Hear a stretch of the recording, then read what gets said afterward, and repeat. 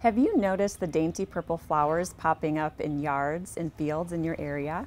They hold a delicious secret, and I'm going to show you how to unlock that delightful treasure.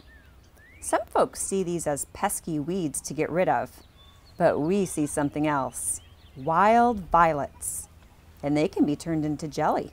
If you haven't doused your yard in weed killer, take advantage of wild violet season.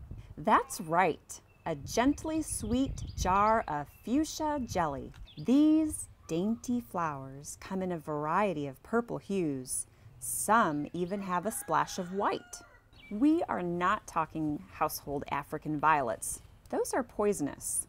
We are specifically talking about wild violets like we have here. Always be sure you know what you are picking before consuming it. Grab a mason jar and pick 2 cups of wild violet flower heads only. Gently soak the flowers in cool water, drain, rinse, repeat until you are satisfied.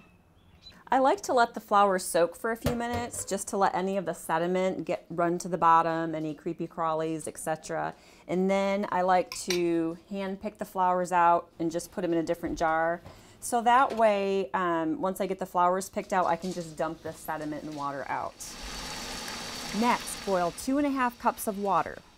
Pour over the flowers and cover with a non-plastic lid. Infuse at least 4 hours or until cool. That means let them soak. Overnight is okay. Being prepared makes it easier when you're ready to make the jelly. First, set aside 4 8-ounce jelly jars that have been washed. Fill the jars with hot water. Have new lids and rings that are in good condition, clean and ready to go. Set aside 3½ cups of white sugar in a bowl. Have a mason jar funnel handy. It helps to not make a sticky hot mess. Pour the infused water through a fine mesh sieve into a large heavy-duty pot. I like using a tall stock pot.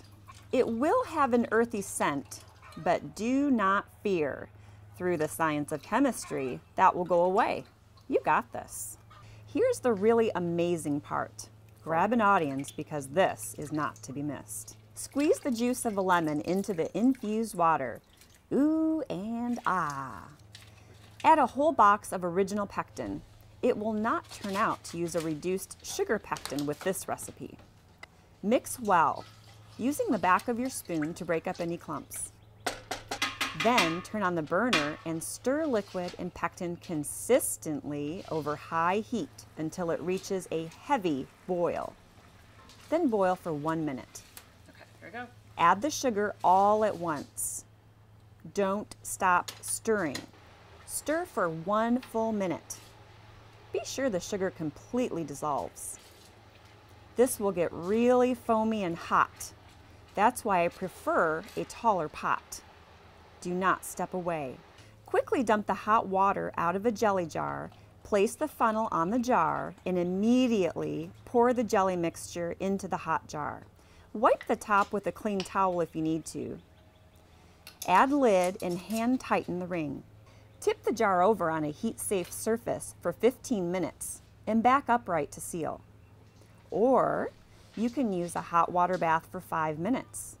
Check out our website at ourhomesteadadventures.com for more information on how to do that. You will know the jars have sealed when you hear a ping and the center bump on the lid has flattened. Repeat this process with the rest of the jars. Allow them to sit undisturbed for 24 hours. How's that for using what you have around you? And you didn't even have to plant any seeds or care for the flowers. They grew anyway. Use the gifts around you. You may be pleasantly surprised to find that you are capable of doing more with what you already have.